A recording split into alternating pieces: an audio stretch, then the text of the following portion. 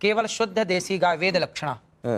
उस गाय के गोबर में गुण है, उस गाय के गौमूत्र में अर्क में गुण है। अच्छा, गौ माता के मूत्र में गौ अर्क में इतनी शक्ति है, यदि शक्ति ना होती तो मेडिकल स्टोरों में गौमूत्र क्यों बिक रहा? कुत्ते का मूत्र बिकता। बिल्ली की पॉटी खाने में आपको कोई ऐतराज नहीं है, पर गौ दूध गौमूत्र पीने में और गौ माता के गोबर से निकले हुए अन्न को खाने में ऐतराज है। मुझे चिंता का विषय क्या है कि इनके बहुत ज्यादा फॉलोअर्स हैं और जिस हिसाब से ये अपना टिप्पणी देते हैं या जिस हिसाब से ये सलाह देते हैं अपने फॉलोअर्स को, तो ये जो अनभक्त है उनको फॉलो करते हैं, तो समाज को ये कहां लेके जा रहे हैं उस चीज का मुझे बहुत चिंता है। यही नहीं, अभी और सुनिए। हाँ, श्रावणी त्योहार होता है ब्राह्मणों का।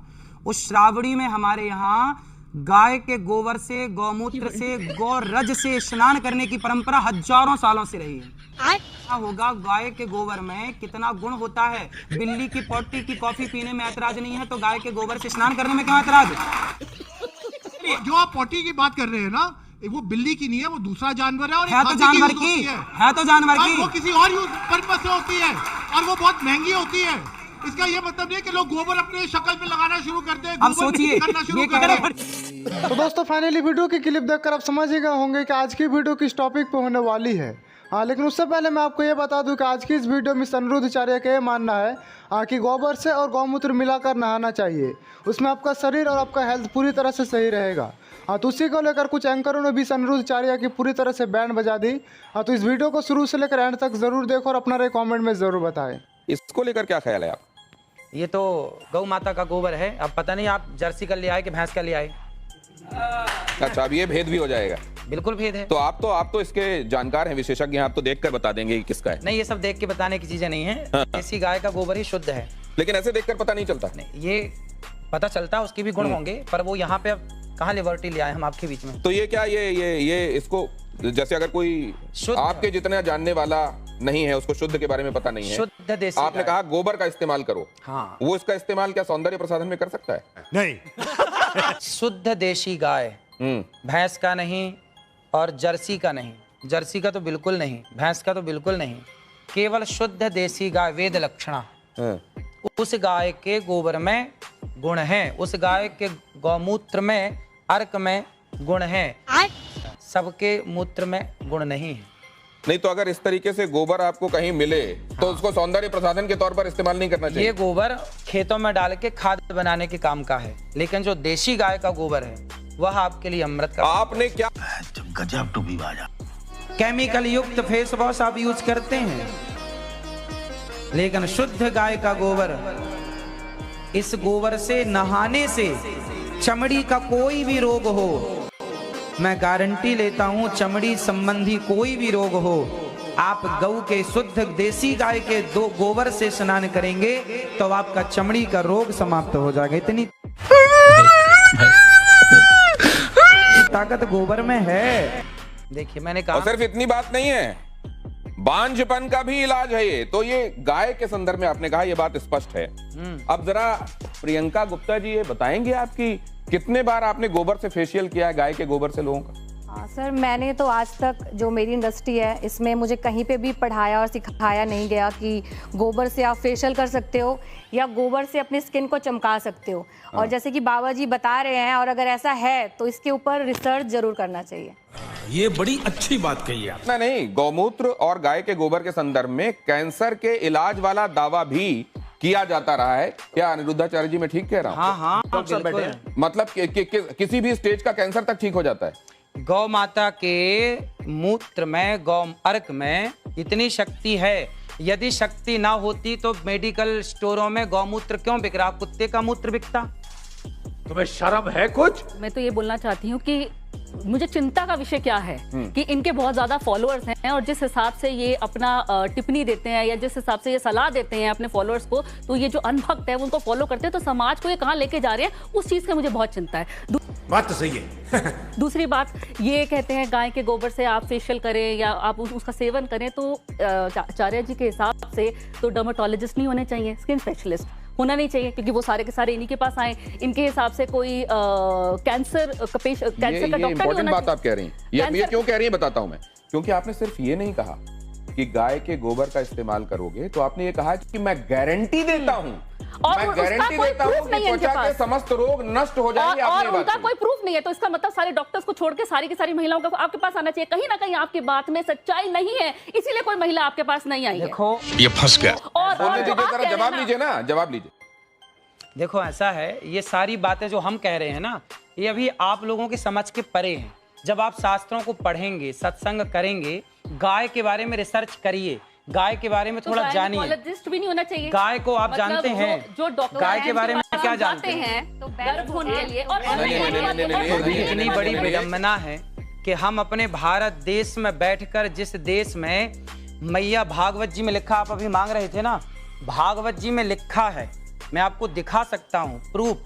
जब भगवान श्री कृष्ण को पूतना लेकर के गई और भगवान ने पूतना को मारा, उस प्रसंग में 10वें अध्याय में ये लिखा है कि मैया यशोदा ने कन्हैया को गौ माता के गोबर से स्नान कराया। लिखा है ऑन रिकॉर्ड।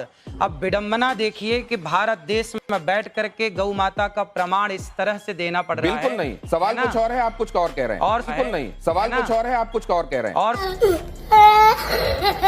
सुनिए, आपने कहा अनिरुद्धाचार्य जी आप गारंटी की बात कर रहे हैं। हाँ, गारंटी। तो डॉक्टर्स क्या करेंगे फिर? भैया ने बोला ना कि लिखा हुआ दिखाओ। भागवत जी ले आइए, यदि आपके पास स्टूडियो में हो तो मैं लिखा हुआ दिखा दूं। बात कर लेते हैं। पहले मैं एक बार दे दूं आपकी बात का। इन्होंने कहा लिखा, आप ले आइए, आप ले आइए, आपके पास भागवत जी हो, भागवत जी के 10वां स्कंद खोल लीजिएगा और 6वां 7वां अध्याय खोल लीजिएगा। मैया यशोदा कन्हैया को इससे गोबर से स्नान कराती है, भागवत जी में लिखा है। अरे साला तुम लोग पागल है क्या? दूसरा, आपने कहा कि गाय के गोबर में गेहूं है, उस गेहूं को खाने से बच्चा पैदा होगा। अरे भाई, एक बात तो समझिए, ये मॉडल जमाने के लोग बैठे हैं, आप भी मॉडल जमाने के हैं। आज के जमाने के लोग बिल्ली की पॉटी की कॉफी पी रहे हैं। बिल्ली की पॉटी खाने में आपको कोई ऐतराज नहीं है, पर गौ दूध, गौमूत्र पीने में और गौ माता के गोबर से निकले हुए अन्न को खाने में ऐतराज है। उसका जवाब इनसे लेंगे कि कई बाबाओं के धोखाधड़ी के अंदाज भी है कुछ निराले। कोई धर्म के नाम पे ठगे तो कोई क्रिमिनल चार्जेस में फंसे, कोई रेप में पेरोल पाए तो किसी को अननेचुरल सेक्सी भाई। अब तो दोस्तों, जैसे कि आपने देखा कि इस अनिरुद्धाचार्य का अभी भी मानना है कि गौमूत्र से सारी बीमारी दूर होती है। खैर कोई बात नहीं, क्योंकि आज की इस वीडियो में इस अनिरुद्धाचार्य पूरी तरह से एक्सपोज होने वाले हैं। तो बस आप इस वीडियो को शुरू से लेकर एंड तक जरूर देखें। श्रावणी त्योहार होता है ब्राह्मणों का। उस श्रावणी में हमारे यहाँ गाय के गोबर से, गौमूत्र से, गौरज से स्नान करने की परंपरा हजारों सालों से रही है। पूछ लीजिए सबसे। आप सबको कह रहे हैं ना ऐसे ही करके नहाए। अरे तो जब परंपरा रही है तो उसमें कोई साइंस रहा होगा। गाय के गोबर में कितना गुण होता है। बिल्ली की पॉटी की कॉफी पीने में ऐतराज नहीं है, तो गाय के गोबर से स्नान करने में क्या ऐतराज? आप क्या कह रहे हैं? वो बिल्ली की पॉटी नहीं है तो किसकी पॉटी है? वो बिल्ली की पॉटी नहीं है, वो किसी और जानवर की है। वो कॉफी में डालते हैं, उसका जो टेस्ट है उसको कम करने के लिए। आपकी यही तो बात है। आप प्रॉब्लम ये है, वो कह रहे हैं कि आप जो मलमूत्र करते जो हैं, है, आप वो जो चाहते हैं कि सब मलमूत्र वही है, करें। वो जो जिसे मलमूत्र कहते हैं, वो बिल्ली का अब नहीं आप है, किसी देखो, और जानवर का है। अब देखो ये बिल्ली का पक्ष लेने बैठ गए, जबकि ऑन रिकॉर्ड गूगल करो तो मिल जाएगा कि बिल्ली की पॉटी की कॉफी बनने। लेकिन ये लगता है बिल्ली कह रहे हैं की कि पक्षदार जो होगा। पॉटी है वो बिल्ली की नहीं है, किसी और की है। किसकी? आदमी की है। बताओ किसकी है? कोई विदेशी जानवर है उसकी है, कोई विदेशी जानवर है उसकी है। वो बिल्ली नहीं है जो आप बिल्ली बिल्ली बार अरे बार जानवर कहते कौन हैं। सा है आपको तो पता सुनिए, होगा। सुनिए, अरे अब है आप तो सुनिए, बिल्ली अब आप- प्रकार अरे की। आप सुन लीजिए, आप सुन तो लीजिए। पर है तो प्रॉब्लम मलमूत्र ही। मैं बता रहा हूँ, प्रॉब्लम दो है। जो आप पॉटी की बात कर रहे हैं ना, वो बिल्ली की नहीं है, वो दूसरा जानवर है। और है तो जानवर की, है तो जानवर और की। वो किसी और यूज पर्पस से होती है और वो बहुत महंगी होती है। इसका ये मतलब नहीं कि लोग गोबर अपने शक्ल पे लगाना शुरू करते हैं। अब गोबर सोचिए, करना शुरू ये कर कह रहे रहे हैं। ये कह रहे हैं कि उस जानवर की पॉटी बड़ी महंगी होती है। मतलब जानवर की पॉटी महंगी है तो उसे पी लेंगे, पर गाय का गोबर लगा नहीं सकते।